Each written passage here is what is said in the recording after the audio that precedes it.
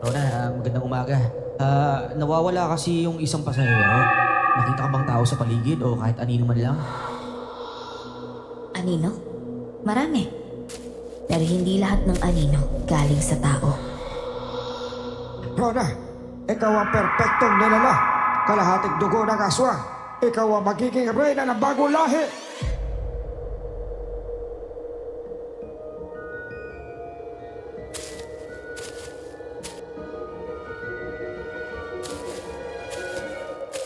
Magandang araw sa lahat ng nakikinig sa channel na ito. Sana ay nasa maayos kayong kalagayan. Minsan, nagiging batayan ang itsura para agad husgahan ang isang tao. Pero ang hindi alam ng iba, ang tunay na kasamaan minsan ay nakatago sa magandang mukha o sa anyong may edad. Nais kong ibahagi sa inyo ang naging karanasan ko. Ilang taon na rin ang nakalipas. Para mas maunawaan niyo ang lahat, ako si Jay at ito ang aking kwento. Bago ko simulan ng storya, huwag kalimutang mag-subscribe bilang suporta sa ating channel.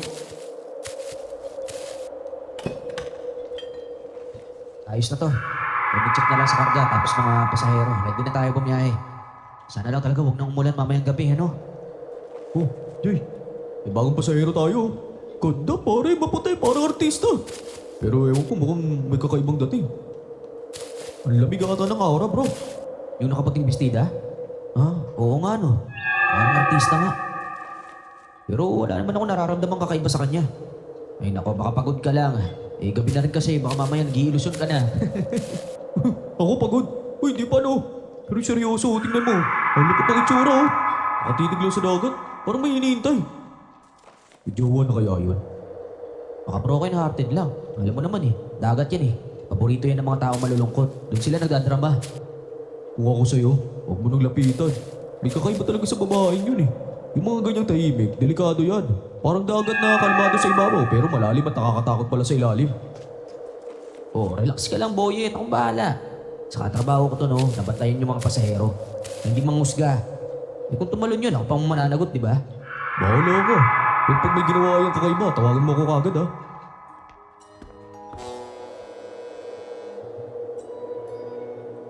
Habang umaandar ang makina at nagsisimula na kaming umusad, papuntang Mindoro, napansin kong biglang lumamig ang hangin.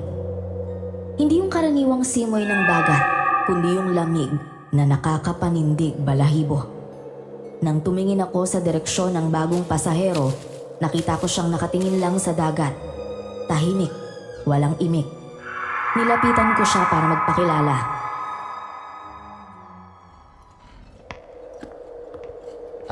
Hi. Mag-isa ka lang ba? Kita mo bang may kasama ako? Uy, astig ah. Akala ko tahimik ka lang. Hindi ko alam na may tapang ka rin pala. Eh kasi naman obvious yung tanong mo. So ano ba to? Anong kailangan mo? Wala naman. Ako nga pala si Jay. Ako yung may-ari ng Roro na to. Ikaw, anong pangalan mo? Rona. O ayan, nasagot ko na. Matutulog na ako. Sige. Basta huwag kang tatalon sa dagat ah. Delikado yan.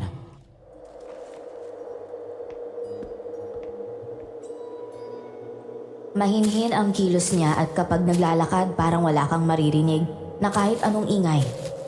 Pero ang mga mata niya may kakaibang lungkot at galit. Parang may mabigat siyang pinagdaraanan. Hinayaan ko na lang siyang umalis. Habang naglalakad ako, napansin ko ang isang dalagitang mag-isa. Nanginginig habang mahigpit na hawak ang kanyang backpack. Nilapitan ko siya.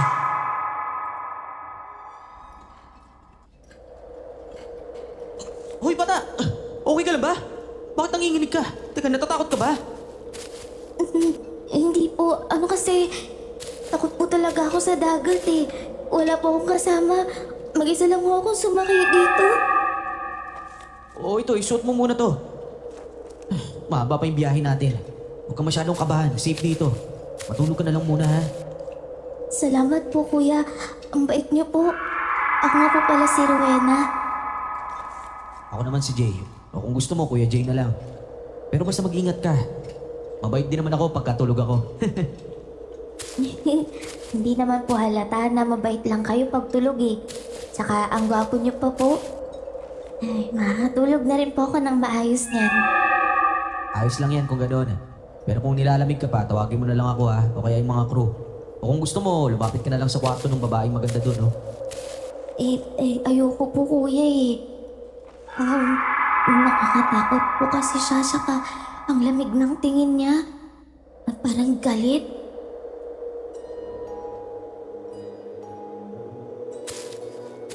Hindi ko agad pinansin ang sinabi ni Rowena. Bata pa kasi siya. Baka guni-guni lang niya yun. Pero bigla akong naramdaman na may nakatingin sa akin. Nang lumingon ako sa likuran, nagkatinginan kami ni Rona. Napansin ko ang kakaibang titig niya sa amin. Seryoso, misteryoso, at walang kakurap-kurap. Lalo kong kinilabutan nang mapansin kong hindi man lang gumagalaw ang buhok niya kahit malakas ang hangin. Napaisip tuloy ako ng mga sandaling yon. Tao nga ba talaga siya? Maya-maya, madaling araw na, biglang tumakbo si Boy at papalapit sa akin.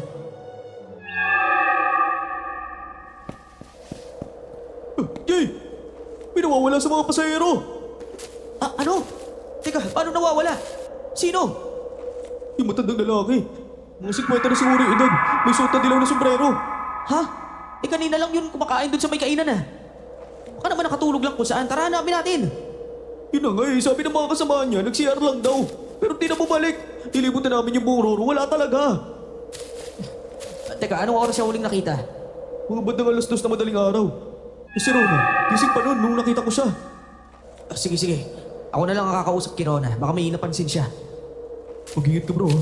Iba yung babae na yun. Hinanap ko ang dalaga. Habang papalapit ako kay Rona, ramdam kong lalong lumalamig ang paligid. Parang bumagal din ang ihip ng hangin at kahit ang ugong ng makina, unti-unting naglalaho. Nakaupo pa rin siya sa gilid, nakatanaw sa laot. Walang bakas ng emosyon sa mukha niya. Ang mga kamay niya, sobrang puti at parabang wala ng dugong dumadaloy.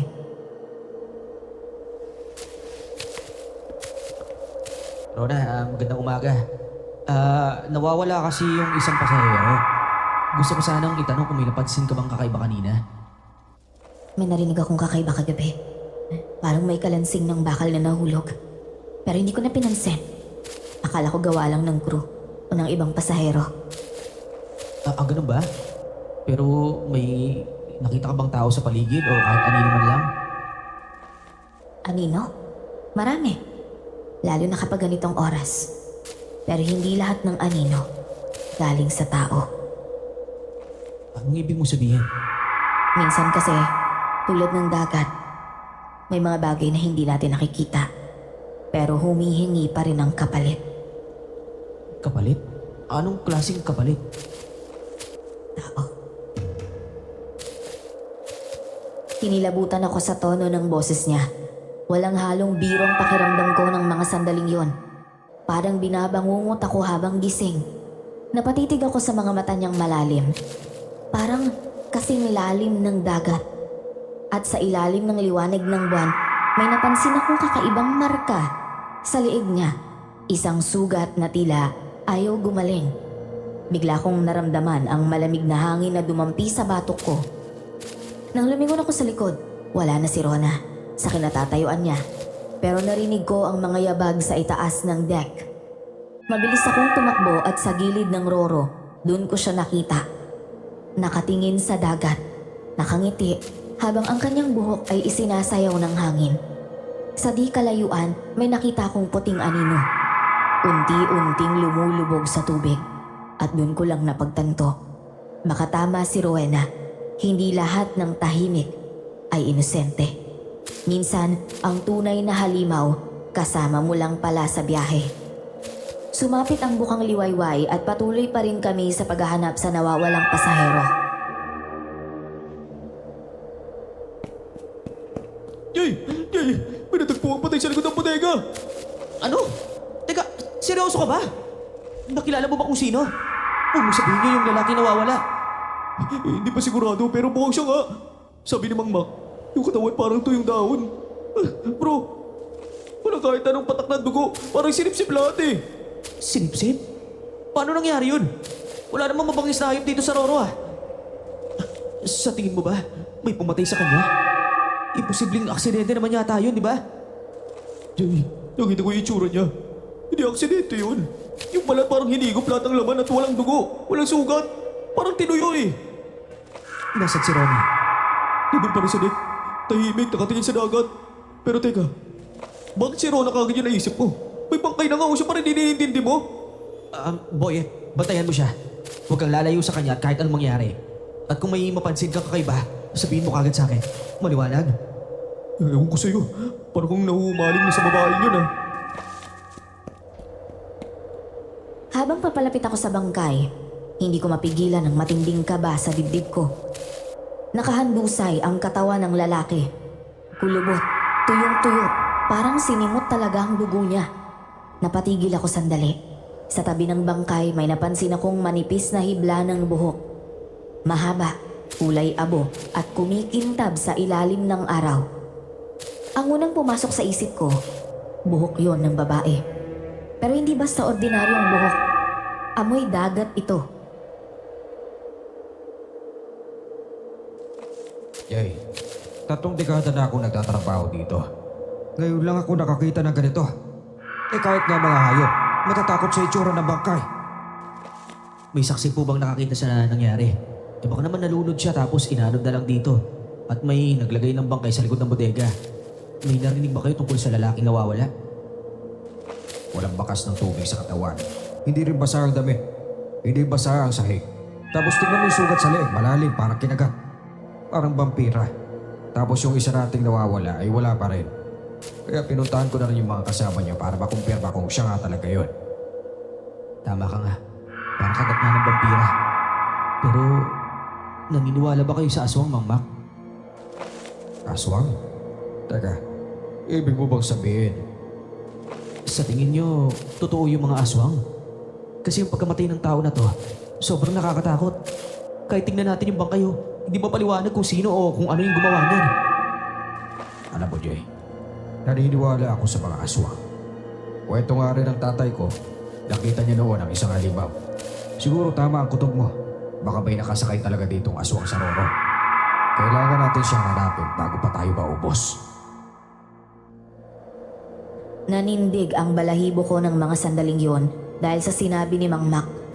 Tsuin ko siya, magkapatid sila ng tatay ko. Napatitig ako sa kalangitan, saka sa karagatan. Masyadong tahimik para sa isang umaga. Sa isip ko, paulit-ulit na umuukit ang mga salitang sinabi ni Rona na may mga nilalang daw na humihingi ng kapalit. Hindi ko alam kung nababaliw na ba ako para paniwalaan siya. Pero pakiramdam ko, may bahagi ng dagat na humihinga at nakatingin sa amin. Naglalakad ako nang mapansin kong umiiyak si Rowena. Agad ko siyang nilapitan. Kuya Jay, alam kong ako na naman ang pagbibintangan mo.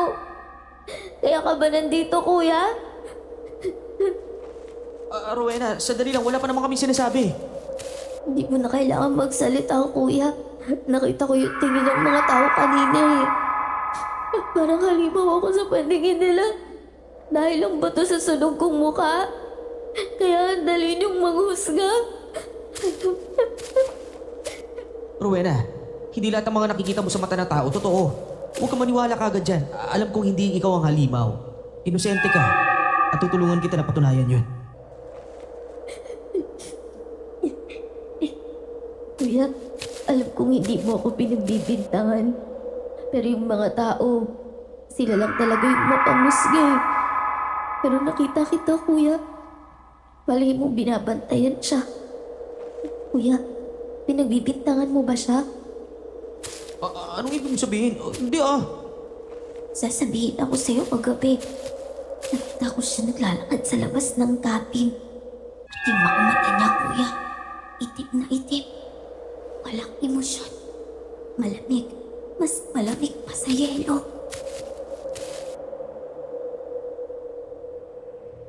Hindi ako nakapagsalita sa sinabi ni Rowena. Alam kong hindi siya nagsisinungaling, pero hirap pa rin akong paniwalaan na si Rona yung babaeng kaharap ko kagabi, na halos walang emosyon ay may kinalaman sa pagkamatay ng lalaking yon.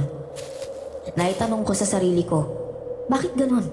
Sa tuwing naiisip ko siya, parang may alon na humihila sa akin. Kahit anong pilit kong umiwas, hindi ko magawa.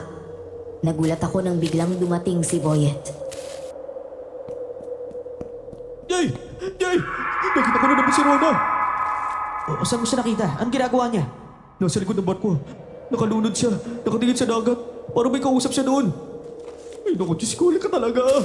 Halika na! Puntahan natin siya, Boyet! Bilisan mo! Hindi, wag. Huwag ka muna lumapit. May nakita akong puting kamay na humahawak sa kamay niya. Hindi ba lang siya pumiglas? Para bang hindi tao ang humahawak sa kanya. Sa tingin ko, isa siyang halimaw. Totoo ba yan? Teka, baka naman guni-guni mo lang yan, Boyet.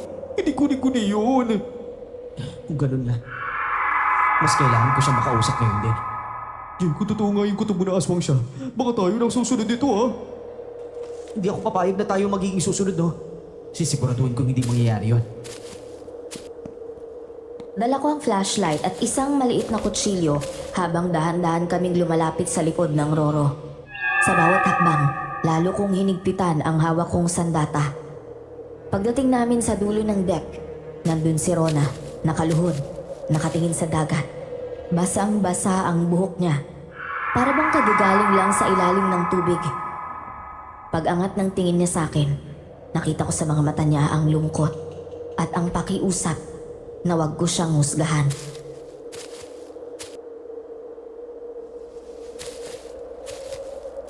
Rona, anong ginagawa mo dyan? Nakikinig sa musika ng alon. Minsan kasi, mas masarap pakinggan yung dagat kaysa sa matatamis na salita ng tao na puro kasinungalingan lang. Anong ibig mo sabihin? Sinabi ko na sa'yo nun, Jay. Ang dagat, humihingi yan ng kapalit.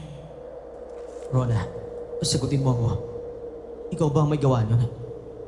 Kung sabihin kong hindi, maniniwala ka ba? Hindi ko na alam kung anong paniniwalaan ko ngayon. Jay, hindi lahat ng halimaw pangit ang mukha. Minsan, sila yung mga taong pinili mong paniwalaan. Sa sandaling yon, para akong nanigas na parang yelo. Narinig ko ang alon, malakas ito, parang umaatungal sa ilalim ng Roro.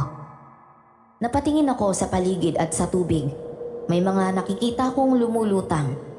May itim, walang mukha. Hindi ko alam kung guni-guni ko lang yon. Paglingon ko kay Rona, nag-iba na ang itsura niya. Namumutla at parang may sakit. Rona, ayos ka lang ba? Ang putla mo ah. Ayos lang ako. Kailangan ko lang magpahinga ng konti. Sige na, iatid na kita sa kwarto mo. Baka bigla kang himatayin dyan eh. Ayos lang talaga ako. Huwag mo na akong alalahanin. Kaya ko to. Hindi pwede, halika na. Aalalayan kita o kung gusto mo, bubuhatin na lang kita. Huwag na. Huwag na. Kaya ko pa namang maglakad. Salamat na lang.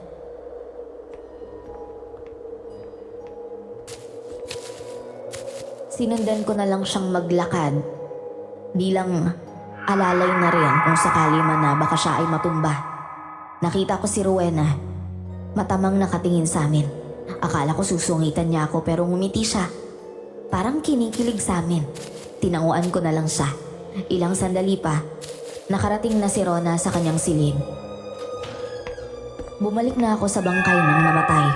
Kumpirmado na nga na ang nawawala ay ang lalaking natagpo ang bangkay. Dahil sa nangyari, maraming tao ang natakot. Pero agad ko silang pinaalalahanan na huwag magpanik. Kailangan kong malaman kung sinong may gawa nito. Kailangan ko siyang mahuli sa lalong madaling panahon. Nagpunta ako sa storage area habang mahigpit kong hawak ang flashlight.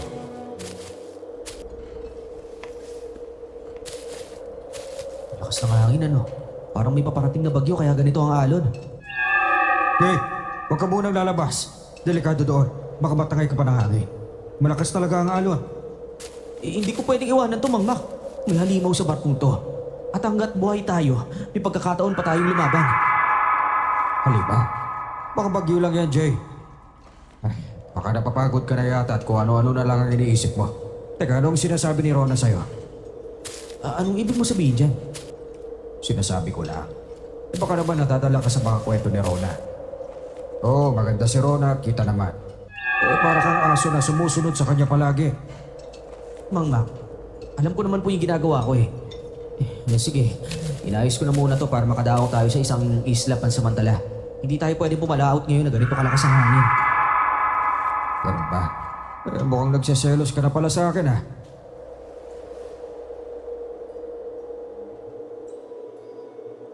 Lalong dumilim ang paligid, bumigat ang alon. Parang may halimaw na kumakalmot sa ilalim ng barko. Ang mga ilaw sa deck, kumikislat, tapos biglang namamatay. Ramdam ko ang matinding kaba sa dibdib ko. Hindi dahil sa bagyo, kundi sa sinabi ni Rona. May nawawala na naman. Posibleng may serial killer kaming kasabay sa Roro. O baka mas nakakatakot pa, isang aswang. Kuya Jay! Kuya Jay! Si Mang Julio, hindi na siya pabalik mula sa engine room. Ano? Kailan siya huling nakita? Mga 10 minuto na ho. Sabi niya ayusin daw niya yung generator pero hindi na po siya bumalik. Hinanap na namin pero wala po talaga eh. Hindi pa siya nakakalayo. Imposibleng tumalon siya sa dagat. Dapat may narinig tayong lagas-las at talsik ng tubig kung ganon. Baka naman paranoid lang kayo. Malay naman ninyo may inaayos lang siya sa kabilang bahagi. Malaki ang barko ito. Madali lang talaga maligaw.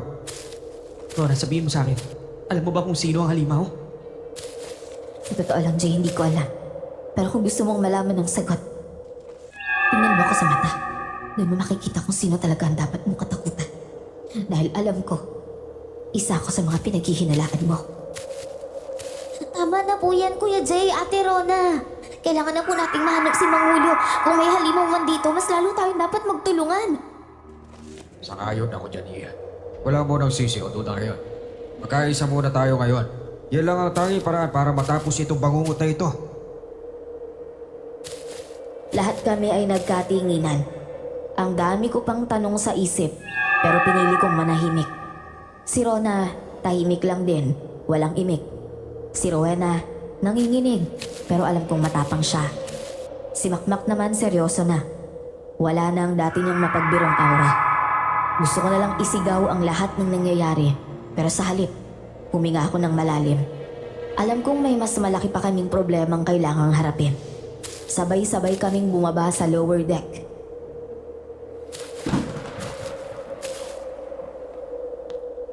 Dito raw siya huling nakita, tama? Oo, Kuya. Dito mismo. Pero tingnan mo to. May mga kalmot sa pader. Hindi yan gawa ng tao. Tignan niyo maigi yung bakas. Masyadong malalim. Isang halimaw ang gumawa niyan. Halimaw? Baka naman daga lang yan. Yung malalaking daga na galing sa Maynila siguro. Kung daga yan, kailangan nating magdasal, Mang Mac. Kasi kung ganyan kalakas pumatay ng tawang daga, delikado tayong lahat. Diyos ko, hindi ito biro, Mang Mac. Kuya Jay, nakikita niyo ba yun? Saan? Ano nakita mo? Doon sa may dulo ng bodega, may aninong gumagalaw. Lahat kayo lumayo dyan. Ngayon na! Nakita ko ang isang anino. Gumagalaw sa pagitan ng mga haligi ng bakal. Mabilis, parang kidlat. Biglang lumabas ang makapal na usok at sa loob ng usok na yon, may dalawang matang nagliliyab na pula. Hindi ko alam kung anong klaseng nilalang yon, pero sigurado akong hindi tao yun. Ramdam ko ang lamig na parang kumakapit sa balat ko. Habang tumatakbo kami, narinig ko si Rowena. Paulit-ulit niyang tinatawag ang pangalan ko. Rowena! Huwag ka lalayo! Baka mahuli ka ng halimaw! Hindi ako lalayo, Kuya. Pero may naririnig ako sa taas ng barko parang may naglalakad doon.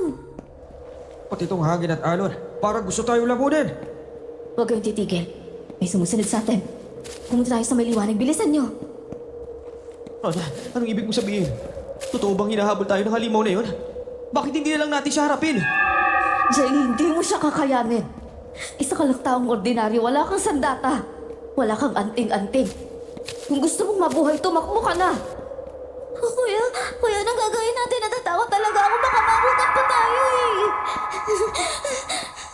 Kahit anong klaseng halimaw pa yun, haharapin ko.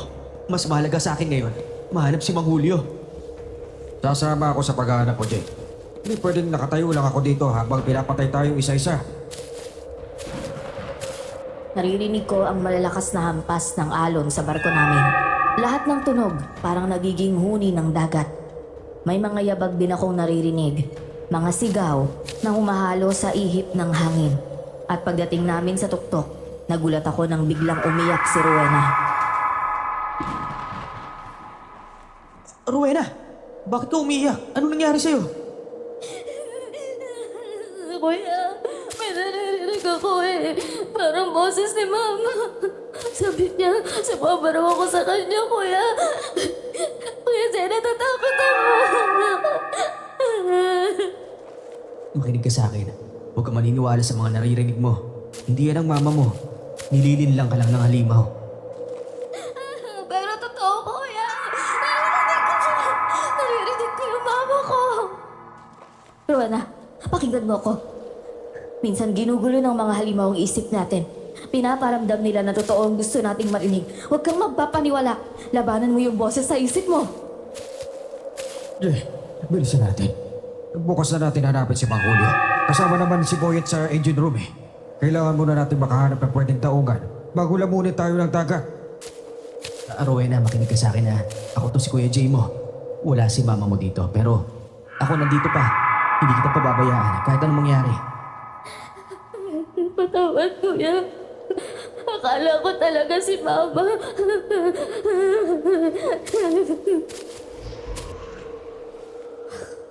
Binibitawad mo na siya. May parating na halimaw. Bilisan nyo. Magtago na kayo. Ako nang bahala sa kanya. Noong mga panahong yon, kinilabutan ako. Ramdam kong seryoso si Rona. Nakakatakot at hindi ko maiwasang mag-alala para sa makasakay ng Roro. Baka nga kahit isa sa amin, walang makalabas ng buhay. Luminga ako sa paligid. Mainit ang pakiramdam ko. Alam kong may nakamasid sa amin.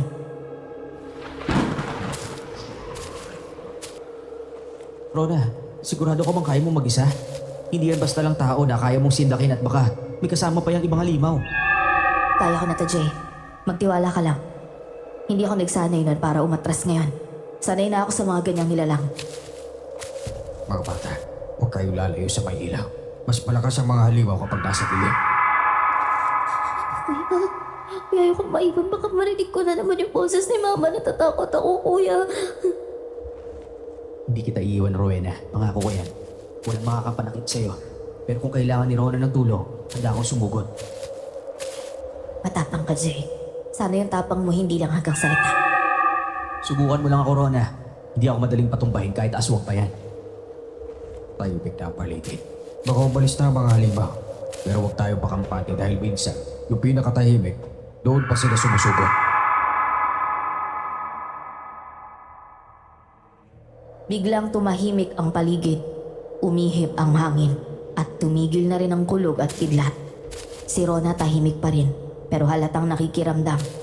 Naamoy ko ang alat ng dagat na humahalo sa pawis ko. Naramdam ko rin ang kaba sa dibdib ko. Hindi lang dahil sa halimaw, kundi dahil sa paraan ng pagtingin ni Rona sa akin kanina. Kakaiba siya. May tinatagong lihim, pero ayokong alamin kung ano yun. Ang alam ko lang, kailangan kong protektahan si Rowena at maging si Rona kung sakaling kailanganin nila ang tulong ko.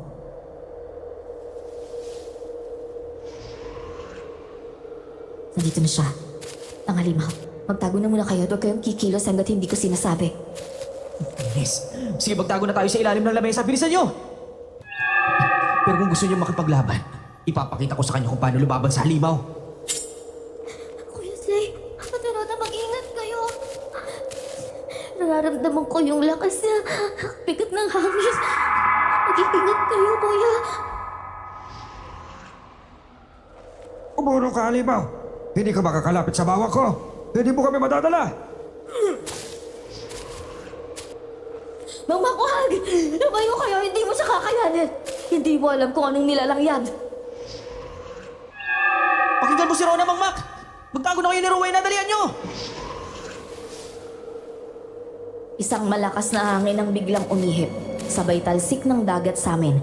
Paglingon ko, sumulpot ang halimaw. kulay itim, may matutulis na kuko at mga matang nag-aapoy sa galit. Sumugod ito kay Rona, mabilis, parang kidlat na galing sa ilalim ng dagat. Rona! Umiwas ka! Sinabi ko na huwag kang lalapit sa kanila. Ako ang harapin mo. Isa kang mahina. Aswang ka rin. Kakainin kita ng buhay.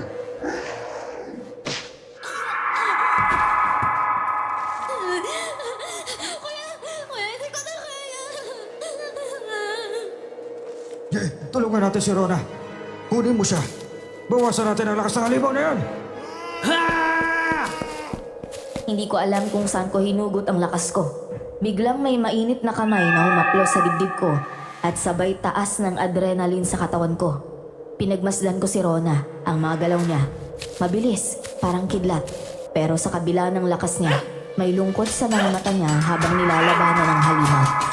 Habang tumatalon siya, pakiramdam ko, lalabas ang puso ko sa sobrang kaba. Hindi lang ako natatakot sa halimaw, natatakot din ako sa kanya mismo. Namatay ka na! Hindi mo ako mamamatay. Yun ang akala mo. Ito na ang katapusan mo at ngayon, abo ka na!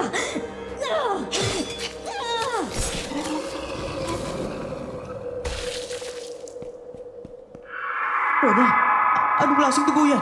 Bakit kulay itim? Hindi yan ordinaryong dugo, Jay. Dugo yan ng halimaw. At ako, isa akong bakila. Isa sa mga lahi ng aswang. Bangkila? Imposible. Akala ko matagal na pinuksa ang mga bangkila. Ibig sabihin, ikaw, isa kang halimaw? Tamang narinig mo, Royana.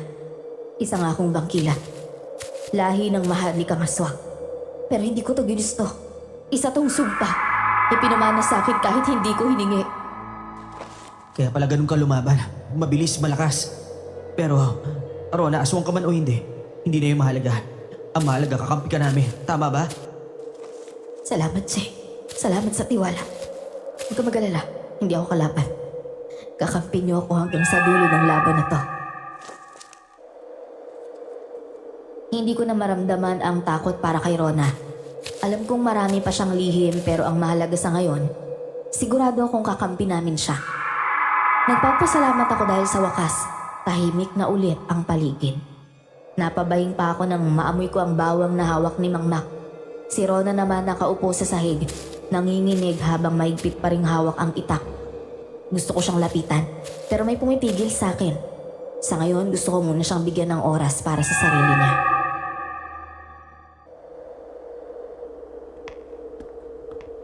Rona, Iga. Alam mo bang kilala ko ang nanay mo? Anong sabi niyo? Si Isabel, hindi ba? Siya ang nanay mo. Siya rin ang unang babaeng minahal ko. Pero nawala siya nung gabing nasunog ang pampang. Ang akala ko patay na siya. Hindi ko alam na nag-asawa na pala siya at nagkaroon ng anak. At ikaw pala yun, Rona. Si Mama? Minahal niyo siya? Pero hindi ko siya muling nakita pa. Hanggang ngayon, dala ko pa rin ang pangako. Siya lang ang mamahalin ko habang buhay. Iba talaga kung maglaro ang tadhana, no, Mama? Minsan, mas nakakagulat pa sa mga halimaw o mga lihim ng buhay. Ang gulo-gulo na po ng lahat. May aswang, may sumpa. Tapos may pag-ibig pa. Hindi ko na alam kung anong paniniwalaan ko eh. Minsan, Rowena, ang katotohanan. Mas nakakatakot pa kaysa sa kahit anong halimaw. Bata ka pa kasi, Rowena. Darating din ang panahon, maiintindihan mo rin kung gaano kadilim at kaganda ang mundo sa parehong oras. Habang nagkukwentuhan sila, nakatingin lang ako kay Rona. Hindi ko alam kung ano ba talaga ang nararamdaman ko para sa kanya. Awa ba? Paghanga? O takot? Pero isang bagay ang sigurado, at hindi yun magbabago kahit aswang siya. May puso pa rin siyang tao. Sugatan siya at malalim ang sugat na yun. At kung sakaling mabigyan ako ng pagkakataon, ako mismo ang gagamot sa sugat niya.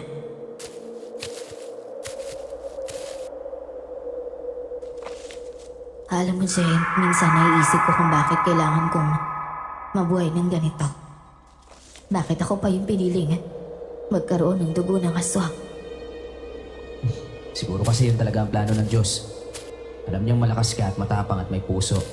Kahit na may dugong aswang ka, ikaw pa rin ang nagliligtas sa amin. Salamat Totoo yun. Ang galing mo talagang mambola, no? Pero salamat din sa inyong lahat. Kay Rowena, kay Mang Mac. Matagal na mula nung may nagsabing salamat sa tulad ko. Kasi bihira na kami makakita ng aswang na marunong humiti. Dapat ganyan ka palagi nakangiti, masayahin. Mas bagay sa'yo yan. Uy, si Kuya Jay, kinikilig. Aba, teka muna. Hindi pa tapos to. Hindi pa natin alam kung yun lang ba talaga ang halimaw dito. Kung may isa, malamang may iba pa siyang kasama. Tama kayo, Mang Mac. At kung may halimaw pa sa barkong to, ako mismo ang tatapos sa kanila. Hindi ka mag-isa, Rona. Kasama mo kami hanggang sa huli.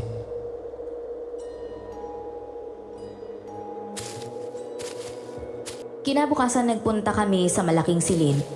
Si Rowena, mahimbing na natutulog sa banig, katabi ang mga bawang. Si Rona naman, tahimik lang sa gilid, hawak pa rin ang lumang itak. Pamana palayo ng kanyang ina. Sa labas malamig at mabigat ang hangin, pero sa loob ng kwarto, may kakaibang init. Hindi ko alam kung saan hahantong ang lahat ng ito, pero isang bagay ang sigurado. Kahit anong halimaw pa ang sumugod, hindi kami basta magpapatalo. Sa labas, naririnig ko na naman ang malalakas na hampas ng alon. Pero sa halip na takot, tiwala na ang nararamdaman ko. Tiwala sa sarili, kay Rowena at kay Rona, ang bangkilang aswang na ngayon ay kakampi namin. Dahil sa lakas ng hangin at tindi ng ulan, nasira ang makina ng Roro, kaya napilitan kaming dumaong muna sa isang isla. Doon nakisilong kami sa bahay ni Aling Lourdes na nakilala namin.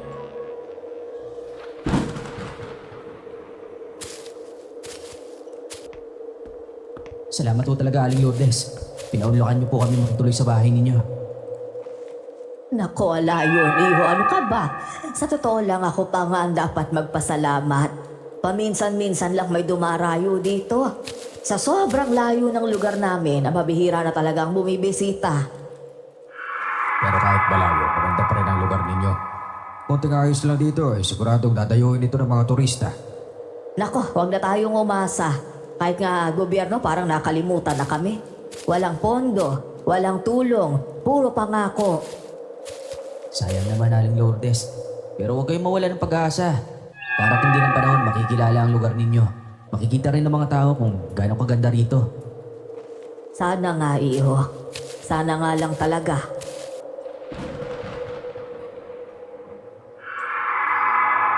Amoy lupa ang paligid dahil sa lakas ng ulan. Rinig ang sunod-sunod na patak ng ulan sa bubong. Si Rona, abala sa pagtadtad ng sibuyas, habang si Aling Lourdes ay nakaupo. Nakangiting pinagmamasdan siya habang nag-aayos ng mga dahon ng lagundi. Si Mang Mac naman nagsisibak ng kahoy kaya agad ko siyang tinulungan.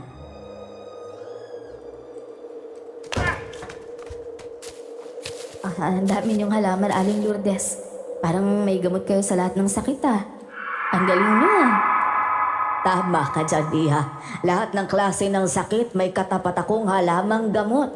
Aba, alam mo kasi lahat ng sugat may lunas. Basta marunong kang bumalik sa pinanggalingan mo. Hindi lang pisikal yon Kita sa mata mo, may sugat kang hindi pa rin tuluyang naghihilom. Hindi naman ho lahat ng sugat nakikita sa balat, di ho ba? Minsan nasa loob lang. Tahimik pero ang bigat-bigat na. Totoo yan. Pero minsan kailangan mo lang harapin ang sugat. Kausapin, tiisin hanggang sa usa itong maghilom. Uy, Rona, tignan mo to. Sobrang ayos ng kahoy na to. Pwede ko sigurong gawing sandata to laban sa mga halimaw. Ano ka ba? Hindi naman matatalo ng kahoy yung mga aswang na nakalaban natin. Metal ang kalaban niyan, no? Depende siguro. Eh kung kasing tapang mo ang halimaw, baka matakot ako at tumakbo papunta sa'yo. Aba, akala ko tatakbo pala yun, papalapit pala. Kahit talaga, Aling Lourdes, kung ano-ano na lang yung sinasabi niyo, binibiro lang naman ho ako ni Jay. Ate Rona, grabe ang sarap ng tinulang manok mo. Kala ko bawal sa aswang yung luya. Bakit kumain ka pa rin? Hindi naman bawal, ano ka ba? Basta wag lang sobra. Ang dapat bawal ay yung galit. Kasi, yun talaga ang nakakalason. Eh di safe tayo kasi lutong may pagmamahal yung tinola mo eh. Ayan na naman. Kikiligin na to kasi may puso. Jay, gusto mo ba ikaw na lang kainin ko mamaya para matahimik ka dyan, ha? Aba, kung kakainin mo si Jay, aba, ako na maglilibing sa inyo.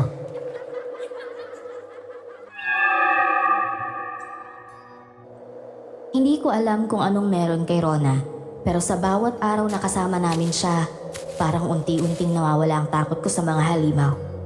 Ang dati niyang malamig na mga mata, ngayon ay may buhay na, parang liwanag ng apoy sa gitna ng lamig. Si Rowena naman, masigla na ulit at palatawa. Samantala si Aling Lourdes ay parang naging ina naming lahat. Pero sa kabila ng mga ngiti ni Rona, may kung anong lihim na hindi ko pa rin mabasa sa kanyang mga mata.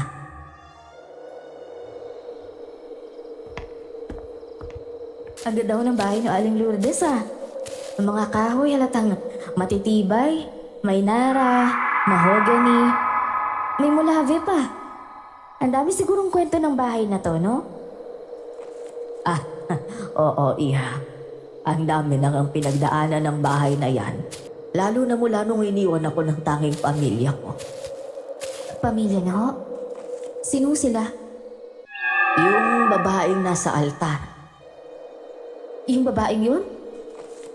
Teka, saan niyo ba nakuha yung litrato niya? Siya ang kapatid ko, si Isabela. Isa siya sa pinakamagaling na albularyo dito sa baryo bago siya nawala. Nung dalagita pa lang siya. Hindi ko alam. May ganito pala siyang litrato. Akala ko wala na siyang pamilya. Kala ko, nung namatay siya parang nabura na rin siya sa mundo. Anak Lourdes, anak ko ako ni Mama Isabela.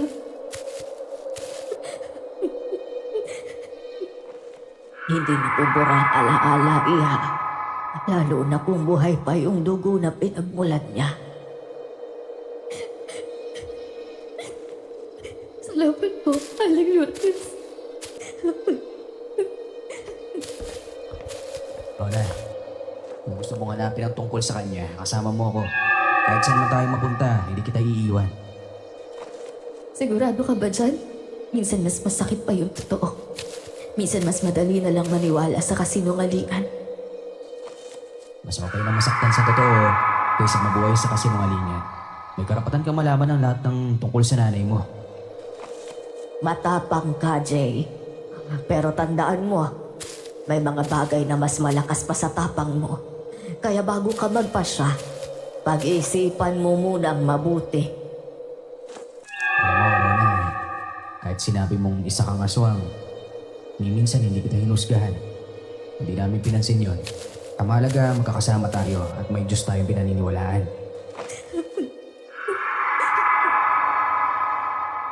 Sa totoo lang, hindi ko alam kung saan ko hinuhugot ang tapang na yon. Siguro dahil sa tuwing tinitingnan ko si Rona, nakakalimutan kong aswang siya. Ang nakikita ko lang ay isang babae. Isang taong lumalaban sa sarili niyang sumpa. Pero sa likod ng bawat salita ni Aling Lourdes, ramdam kong may pinoprotektahan siya. Parang may tinatagong unos sa likod ng kalmado niyang boses.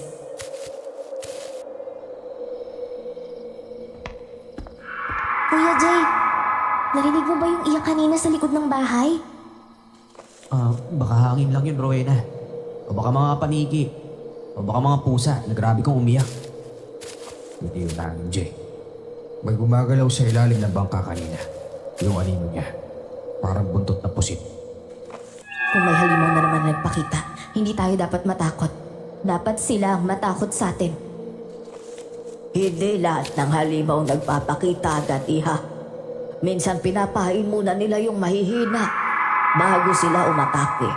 Habang tayo pagod, sila nagpapalakas. Tama ho kayo dyan, Aling Lourdes. Tandaan nyo, walang lihim na hindi lumalabas.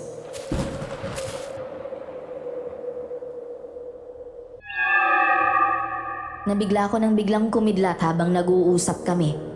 Pare-pareho kaming nagulat at natahimik. Doon ko naramdaman ang kaba, takot para sa mga kasama ko sa bahay. Si Rona nakatitig sa labas, nanginginig ang kamay habang mahigpit na hawak ang itak ng kanyang ina. Ako naman ramdam kong may papalapit. Hindi ko lang alam kung halimaw, tao o hayop pero isang bagay ang sigurado. Hindi pa tapos ang kinakaharap namin. Jay, kung may magpakitang halimaw ngayong gabi, tandaan nyo to. Huwag kayong lalabas ng bahay. Ako nang bahala sa kanila. Hindi kita iiwan, Rona. Kahit pa malalakas sa mga aswang na yan, lalabanan natin yan. Kuya, please. Huwag ka nang matigas ang ulo. Baka may mangyaring masama sa inyo eh.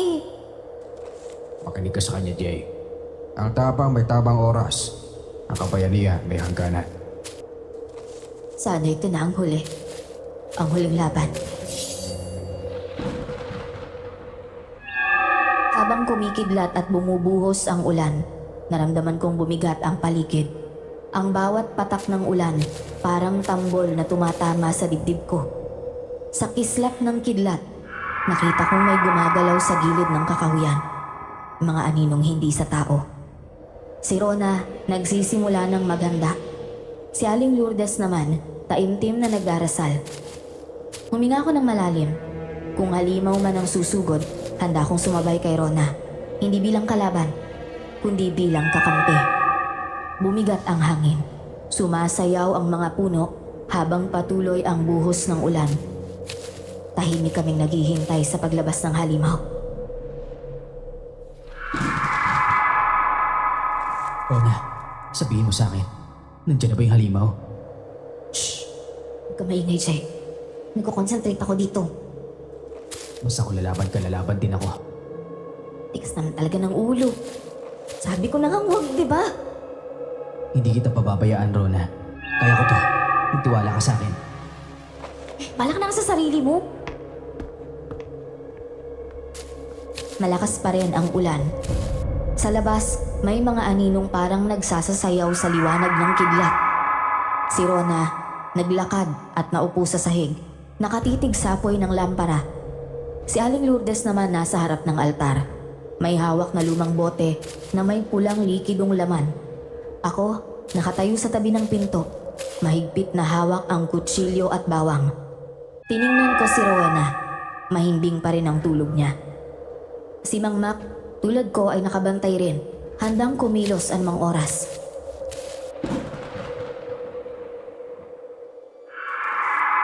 Lakas ng ulan sa labas pero pansin nyo ba? Walang huni ng kuliglig. Walang ibon. Ibig sabihin, may paparating na halimaw. Rona, sa tingin ko panahon na para sabihin ko sa'yo ang totoo. Ang totoo? Ang ibig niyong sabihin, Aling Lourdes? Ang dugong dumadaloy sa'yo, hindi yan sumpa at hindi rin yan minana ng nanay mo. Bunga yan ng pagkakamali ko. Ako ang dahilan kung bakit naging aswang ang iyong ina. Ano? Paano niyo nagawa yun, Aling Lourdes? Dati akong babaylan, pero tinakasan ko ang tungkulin ko. Tumalikod ako sa ritual. Iniwan ko siya. Ang kapatid kong si Isabela ang pumalit sa akin at dahil sa kasalanan ko, siya ang ginawang halimaw. Kawawa si Mama. Hindi niya gusto maranasan yung sakit na pinagdaanan niya. Kaya pinili niya siya na lang ang maging halimaw para hindi ko maramdaman yung bigat na dinadala niya. Kung totoo ang lahat, Tangga, may paraan pa ba para maging normal na tao si Rona? Meron. Dumating na ang oras ng pagtubos. May paraan para mawala ang dugong aswang sa kanya pero may kapalit. Anong kapalit, Aling Lourdes? Isang inosenteng kaluluwa. Hindi ko hahayaan yan. Hindi mo gagalawin si Rowena. Walang ibang paraan, Miha. Ang kadiliman, kailangang palitan ng liwanag. Ang dugo, kailangang tumbasan ng dalisay na buhay. Hindi ko hahayaan yan. Kung kailangan ng sakripisyo, ako na lang. Jay, huwag mong sabihin yan. Buhay mo yung kapalit, hindi ako papayag. Rona, hayaan mo akong gawin ito para sa'yo. Hindi mo kailangang mag-isa. Hindi kailangan ng dugo ng bata para gumaling ka. Kailangan mo lang paniwalaan na kaya mong magbago.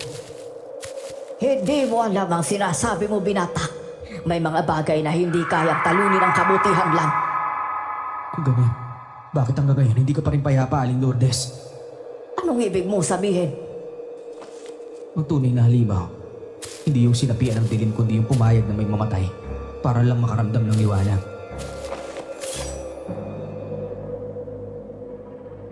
Noong mga oras na yon, naging matapang ako. Sa sandaling yon, ramdam kong tama ako. Biglang nag-iba ang ekspresyon ni Aling Lourdes. Para bang sasabog siya sa galit. Si Rona naman, nanginginig pa rin. Pero dama kong nag-aapoy ang puso niya sa takot at galit. Sa labas, lalo pang lumakas ang ulan. May malakas na kalabog sa bubong. Hindi namin alam kung sangalang ng kahoy o isa na namang halimaw. Tia, kung gusto mo talaga akong gumutin, tulungan mo ko. Pero wag mo akong itulad sa kanila. Hindi mo pa rin naiintindihan, Rona. Hindi lang ako basta manggagamot. Ako ang pinagmula ng sumpa at ako rin ang wakas nito. Jerry! Rona! Yung mga halaman sa labas, gumagalaw mag-isa. Sa dugo ng buwan, sa apoy ng araw, ibalik ang dangal ng dugo ni Isabela. Tama na! Hindi mo kailangan saktan si Rowena para mailigtas ako. Aling Lourdes! Itigil niyo na to! Umahimik ka, Jay. Wala kang alam sa pinagdaraanan namin. Ang tadhana mismo ang naglapit sa amin ng pamangkin ko para maitama ko ang mga kasalanan ko. Biglang umilaw ang paligid. Napasigaw ako, sabay hawak sa dibdib ko, habang may dumadaloy na itim na usok mula sa kamay ni Aling Lourdes. Para bang tinutusok ng libong karayom ang ulo ko. Biglang lumamig ang hangin sa loob ng bahay at ang liwanag ng lampara ay unti-unting humina. Sa gilid ng paningin ko, nakita ko si Rona. Nakahawak sa ulo. Malakas na umatungal habang unti-unting nag-iiba ang anyo. Ang balat niya, nagdilim, naging kulay itim. Ang mga mata niya, nagliliyab sa pula at ang mga kuko humahaba. Isa na siyang halimaw. Nagising si Rowena at gulat na gulat. Kuya Jay! Ito na nga nangyayari! Rowena! Tumakbo ka na palabas! Bilis! Mang Mac! Bantayan mo siya! Magtago kayo! Hindi kayo makakalayo sa lugar na to. Kailangan ko siya para matapos ang ritual. Hindi mo siya makukuha. Sisiguraduhin namin yun.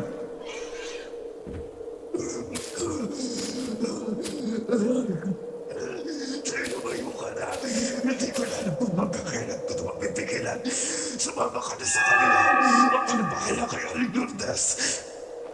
Hindi kita iiwan, Rona. Kahit maging halimaw ka pa, wala pa rin magbabago sa nararamdaman ko para sa'yo. Panimulaan mo ako.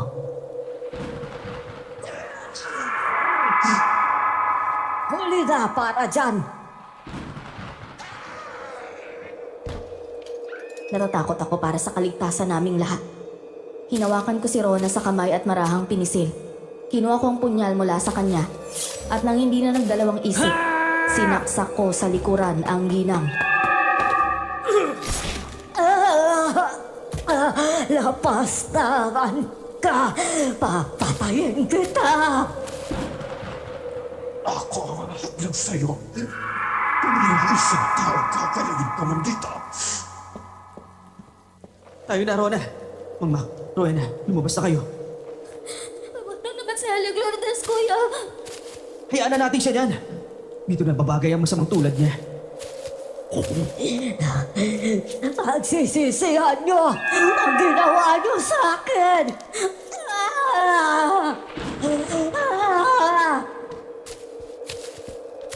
Mabilis kaming tumakbo papunta sa sasakyan. Malakas ang hangin at ang ulan ay pumapalo sa bubong ng Roro. Ang mga alon, tila mga halimaw na pilit nilalamon ang barko. Basang-basa na kami habang pinipilit naming buksan ang pinto ng lumang kwarto sa loob ng barko. Pagpasok ko nagulat ako. Si Lolo Ken, isa sa mga pasahero namin, naroon. Payat ang katawan niya at nakaupo siya habang may hawak na garapon na may pulang likido. Ginawa ko ang lahat para makabalik ka rito, Jay. Dito nagsimula ang lahat at dito rin matatapos. Rona, alam kong nararamdaman mo kung ano talaga ako. Ramdam ko ang kadiliman mo. Isa kang halimaw. Hindi lang ako halimaw. Isa akong siyentista. Noong araw, pinag-aralan ko ang tugo ng mga aswang. Pero kailangan ko ng sisidla, isang bata na may dugong talisay. Ang nanay mo, si Isabela, siya ang pumalik sa kapatid niyang mahina ang loob. Nung makita ko ulit siya, may anak na pala siya. Akala niya maililigtas ka niya sa tatay mong abusado at sa sumpa mo. Pero hindi niya alam, ginamit ko lang kayo mag-ina para buhayin ang dugo ng bangkilan. Ako mismo papatay sa'yo. Hindi ako halimaw. Tao ako. Tao? Rona, ikaw ang perpektong nilala. Kalahating dugo ng tao, kalahating dugo ng aswang. Ikaw ang magiging reyna ng bagong lahi. Kaya pala kahit sa isla, may mga aninong sumusunod sa atin. Ikaw pala ang nagpadala sa kanila. Tama ka ba? Ang mga aninong yon, sila ang mga eksperimento kong nabigo. Mga mahihinang nilala na patuloy pa rin sumusunod sa utos ko. Kung ganun, lahat ng pagpatay sa Roro, ikaw ang may kagagawan. Lahat ng yun ay bahagi ng paglikha. Kailangan ko makahanap ng tamang katawan, ng tamang dugo. Ang ibang mahina. Pero si Rona, siya ang tagumpay ko. Makuha ang tagumpay mo. Ako rin ang magiging mamumot mo. At nagsisisihan nung ginawa mo pa ako. Hindi mo yan magagawa sa akin. Anak ng eksperimento! Tama na satsat mo! Hindi mo siya pag-aari tanda. Kung gusto mong labanan siya, ako munang harapin mo. Ha! Sa bawat patak ng ulan, unti-unti kaming nauubusan ng pag-asa. Ang karagatan, parang paalalang wala kaming ligtas na lugar. Si Rona nakatitig kay Lolo Ken at dama kong nag-aapoy ang kalooban niya. Si Rowena, takot na takot at nagtago sa ilalim ng lamesa. Si Mang Mac, inihanda ang kanyang itak. Ibang klase ang ngiti ni Lolo Ken. Parang nag-e-enjoy siya sa takot na nakikita sa amin. Hanggang sa unti-unti siyang nagbago. Ang ulo niya, naging parang ulo ng pusit. May mga galamay na gumagapang at ang mga mata niya nagliliyab sa pula. Isa kang abdik na Loloken. Halika, ikaw ang bago kong reyna. Kung ganun, bakit kailangan mo pa akong saktan? Bakit hindi mo na lang ako turuan kung paano ka tanggapin? Rona! Huwag ka magpapauto sa pangit na matandang yan!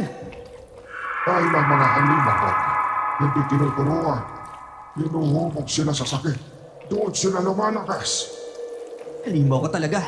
Kung talagang malakas ka, harapin mo kami! Huwag kang magmadali, Jay. Sa bawat mabuting tao, may halimaw na natutulog sa loob. Ang tato, kailan siya gigising? Walang halimaw sa loob namin, tanda. Dahil liwanag ang kasama namin. At higit sa lahat ang Diyos. Manahimik ka! Hindi mo pa rin ba nakikita? Si Rona mismo ang patunay na tao at halimaw ay iisa na. Hindi ako katulad mo! Kaya tumigil ka na sa mga kasinungalingan mo at maglaban na lang tayo! Sumigaw si Rona at mabilis na sinugod si Lolo Ken. Ang tunog ng mga bakal na nagbanggaan, parang kidlat na pumutok sa hangin. Tumama ang itak sa mesa, pero mabilis na nakailag ang matanda. Dahil sa dami ng galamay niya, tinamaan si Rona. Napasigaw siya sa sakit. Kumuyom ang kamao ko. Gusto ko siyang tulungan pero alam kong hindi pa ngayon. Kailangan kong hayaan siyang labanan itong mag-isa. Gusto mo bang malaman ang totoo, Rona? Gusto ko ikaw ang magdala ng lahi ko. Isang aptek at bangkila. Pagsasamahin natin. Isang bagong lahi na mas malakas, mas nakakatakot. At kaya mo pa, dahil tanggapin ko yun na mag-iinan ang supling mo. Nagkakamali ka. Mas pipiliin ko pa mamatay ka sa mga kasamang kagaya mo. Ate, huwag mo siyang pakinggan. Hindi mo kasalanan kung ano ka. Mahal ka namin kahit pa sinasabi nilang halimaw ka. Kaya huwag kang sasama sa kanya, ha? Tama si Rowena. Ang totoo, ikaw ang pinili ng tadhana para tapusin ang lahat ng to. Hindi para maging sisidlan ng bagong lahi. Tadhana. Walang tadhana sa siyensya. Lahat to may plano, Jay. Lahat to kontrolado ko. Kung kontrolado mo nga ang lahat, bakit hindi mo siya mapasunod, ha? Huwag mong sabihin natatakot ka sa kanya, tanda. Hindi ako natatakot sa kahit sino. Kahit pa mismong nilikha ko. At doon ko nakita ang unang pahiwatig ng kahinaan niya. Sa bawat salitang binibitawan ni Mang Mac, mas lalong nagagalit si Lolo Ken. Iyon ang isa sa mga kahinaan niya. Namumula ang mga mata niya, pero ang boses niya nagkakandautal na. Si Rona ngumiti sa amin sa unang pagkakataon mula nang magsimula ang laban. Nakita ko ang saya sa mukha niya. Alam kong gagawin niya ang lahat para matalo ang halimaw. Kung ikaw ang gumawa sa akin, hayaan mo tapusin ka na kita.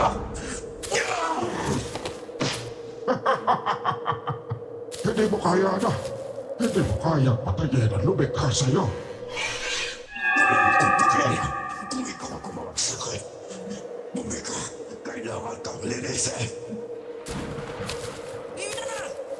Ate Rona, mag-ingay ka. Baka marinig ka. Di mo mo kaya, Rowena! Huwag ka lalabas yan. Naiintindihan mo ba? Opo, Mang Mac.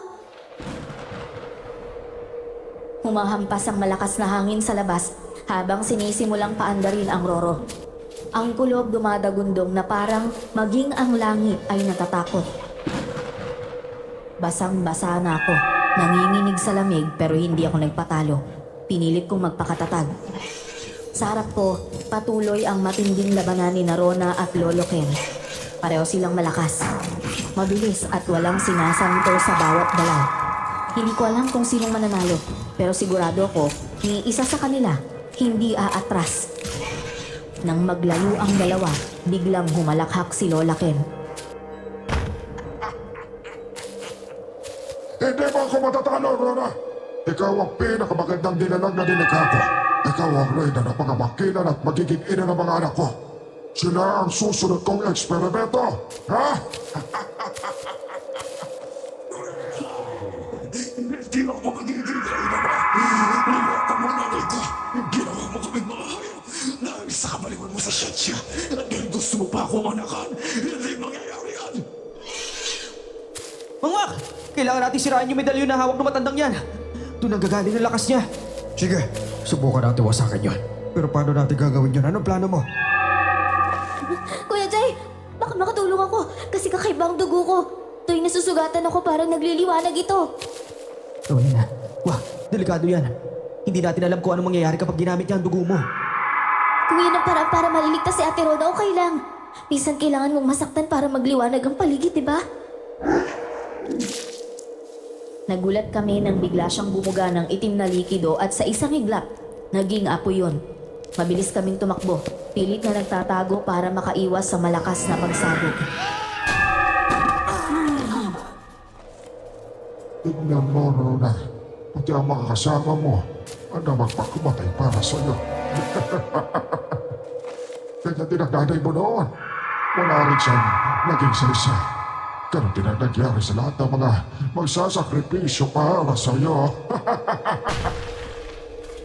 Tama na yan!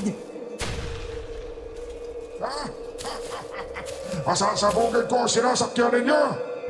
Di ko hayaang mangyari yan! Rona! Labanan mo siya! Lalapitan namin siya para kunin ang medalyon niya! Muli na namang lumakas ang hangin. Ang mga alon galit na galit. Panay ang hampas sa barko namin. Nakita kong napaatras si Rona. Nasugatan siya pero hindi niya binitawan ang kanyang itak.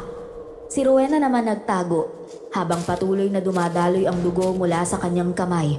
Kakaibang dugo ng dalagita. Baka nga totoong anak siya ng mangkukulam. Habang naglalaban sila, mabilis akong tumakbo at tinalon si Lolo Ken sabay agaw ng medalyong suot niya. Inihagis ko agad yun kay Mang Mac. Diyos ko, hindi ba sasira ito medalyon? Ang tagas niya! Susubukan ko ulit sirain. Kung hindi talaga masisira, baka may ibang paraan para pahinain siya. Jay, bitawan mo yung medalyon. Hindi mo kayang sirain yan! Kaya ng nanay mo, mamamatay din silang lahat dahil sa'yo. Wala ka ng kakampi kahit kailan. Hindi yan totoo, Ate Rona. Ikaw ang may pinakamalaking puso sa lahat. Tao ka, hindi ka halimaw. Rona, gabitin mo ang dugo ni Rowena. Patakan naman ang pinagsama-sama nating lakas para pahirapan siya. Para sa nanay ko! Para sa lahat ng sinama! Tumalsik ang mga alon sa loob ng Roro. Basang-basa na kami. Pinaghalo ng ulan at dagat. Pero sa halip na dilim, binalot kami ng liwanag. Agad na sinaksak ni Rona si Lolo Ken at napasigaw ito. Nasira rin sa wakas ang medalyon. Nang papakan ito ng dugo ni Rowena, nakita kong naglaho ang iba pang mga halimaw. Isa-isa silang naging abo. Sumisigaw ng mga salitang hindi ko maunawaan si Lolo Ken. Bumagsak sa sangid. Tumatawa pa bago tuluyang naglaho sa hangin. Si Rona nanginginig habang unti-unting bumabalik sa pagiging tao.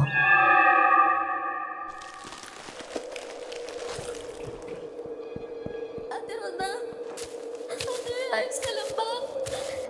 Gano'n ako natakot kanina. Akala ko mawawala ka na sa amin eh.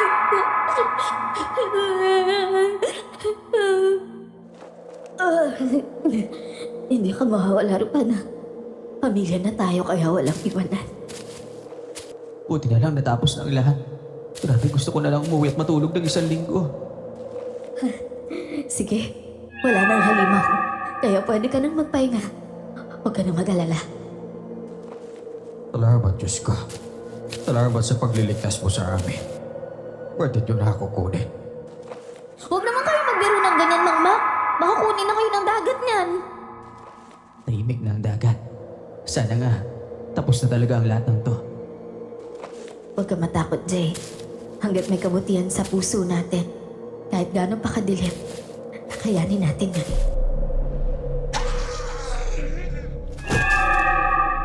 Nagkakasiyahan na kami nang bigla kaming magulat sa paglabas ni Aling Lourdes.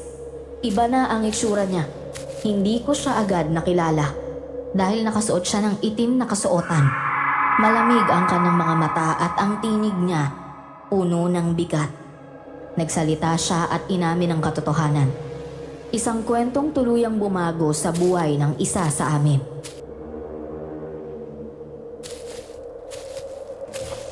Akala nyo ba si Rona lang ang may sumpa? Mali kayo. Si Rowena, anak ng mangkukulam. Bata pa lang siya gusto na siyang sunugin ng mga tao dahil sa kakaibang dugo niya. Pero niligtas siya ng kanyang ina. Diyos ko, totoo pala yung sinasabi ng mga tao. Isang akong anak ng mangkukulam. Pero hindi masama ang nanay ko. Hindi siya masama. Rowena, sandali lang. Pakinggan natin sa Aling Lourdes. Hindi ako maniniwala hanggat hindi mo sinasabi ng diretsyo ang totoo, Aling Lourdes. Ang totoo, kayo Rona at Rowena, parehong biktima ng iisang kasinungalingan. Pinagtagpo ng sumpa ang dugo nyo. Ikaw Rona galing sa lahing aswang. Si Rowena galing sa lahing mangkukulam. Kayong dalawa lang ang may kakayahang putulin ang kadena ng galit. Siya ang susi para mawala ang pagiging aswang mo, Rona. Aling Lourdes, kahit ano pang sabihin ninyo, hindi nyo kami mapaghihiwalay. Wala kaming pakialam kung anong dugo ang dumadaloy sa kanila. Ang mahalaga, may mga taong nagmamahal sa kanila. Gusto ko lang wakasan ang sumpa. Kahit masaktan ang pamangkin ko. Akala ko kailangan ng sakripisyo. Pero mali pala ako. Ang kulang sa akin ay pagmamahal. Kung anak man ako ng mangkukulam, hindi ako magtatago. Hindi ko ikinahihiya ang dugong nasa akin. Hindi mo kailangan mahiya, Rowena. Walang masama sa dugo mo. Minahal ka ng nanay mo. At mamahalin din kita gaya ng isang kapatid. Pareho tayong may dinadala. Kaya magtulungan tayo. Ngayon ko lang nakita ang yakap na walang galit at walang takot. Pagmamahal lang. Marahil ito na ang tunay na gamot sa sumpa. Napangiti ako habang pinagmamasdan silang dalawa. Sa yakap ni Rona kay Rowena, nakita kong may liwanag na unti-unting bumabalot sa paligid. Ang mga ugat sa kamay ni Rowena na dati maitim ay unti-unting naglalaho. Ang mukha ni Rona na kanina ay may bakas pa ng pagiging halimaw, ngayon ay malinaw na payapa na. Si Aling Lourdes naman, tuluyan ang naglaho. Iniwan ang abo na parang bulak na dinadala ng hangin.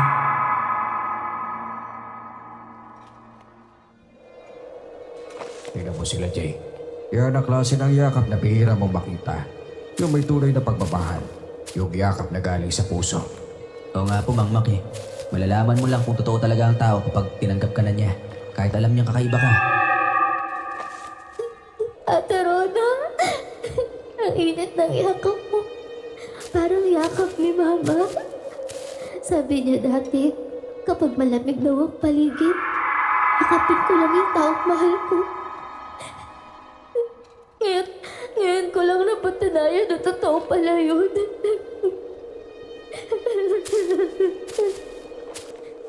Mapagmahal ang mama mo, Rowena.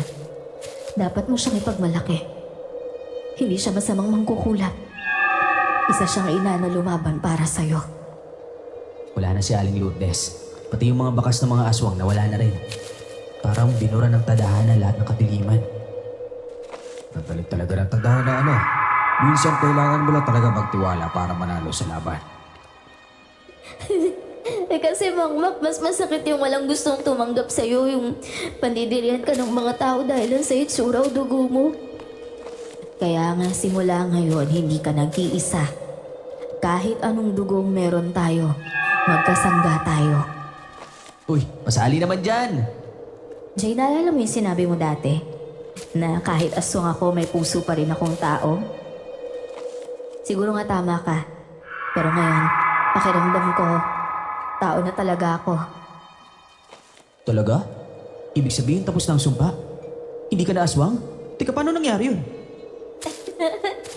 Kuya Jay, dami mo namang tanong. Isa-isa lang mahina yung kalaban, oh. Normal? Hindi ko na maalala kung kailan ko huling tinawag ang sarili kong normal, pero gusto kong subukan ulit mabuhay bilang ordinaryong tao. Kung gusto niyo maging normal, ayos lang. Basta tanggap ninyo ang luto ko. Pangako, hindi ko lalagyan ng asin at mawa para hindi ka matunaw. Ayan! Nagjo-joke na ulit si Mang Mak. Ibig sabihin, ligtas na tayo! Salamat sa Diyos at buhay tayong lahat. At salamat din dahil nakatagpo ako ng tunay na pamilya sa inyong lahat.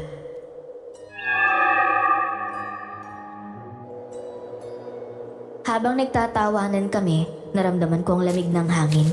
Hindi na nakakatakot, kundi masarap at preskong dumadampi na sa balat. Tumitibok ng masigla ang puso ko. Puno ng saya, tanging tunog ng makina ng roro at hampas ng alon ng maririnig. Ganito pala ang katahimikang sinasabi nila. Si Boyet, patuloy pa rin sa pagbabantay sa mga pasahero. Malaki ang pasasalamat ko sa kanya sa lahat ng kabutihan at tulong na ginawa niya para sa amin.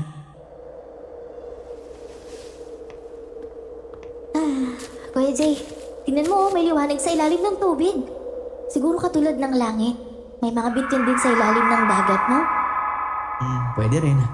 Malalim ang karagatan, parang kalangitan din. Mukhang malapit pero hindi mo alam talaga kung kaya mong maabot.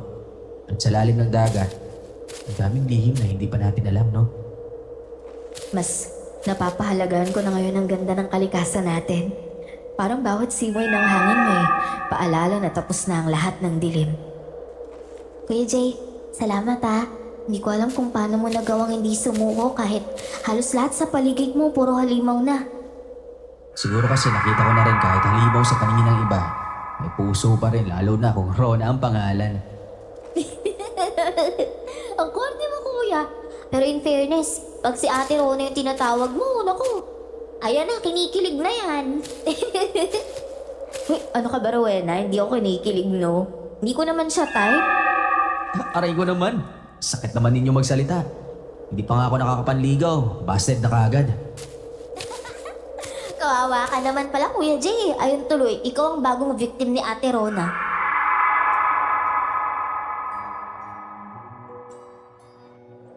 Panibagong umaga na naman.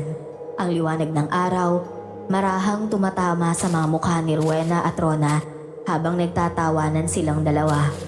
Napangiti ako sa tagpong yon. Masaya ako dahil nakilala ko sila. Pinangarap ko noon na sana ganito na lang kami araw-araw.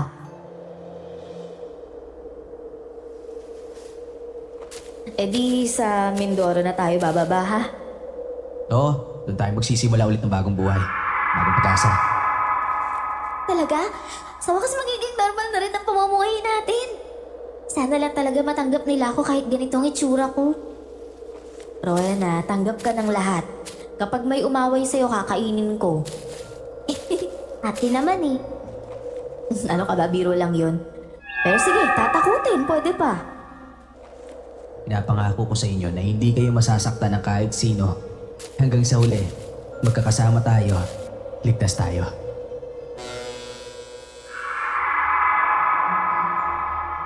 Pagdating namin sa Mindoro, tuluyan na kaming nagbagong buhay.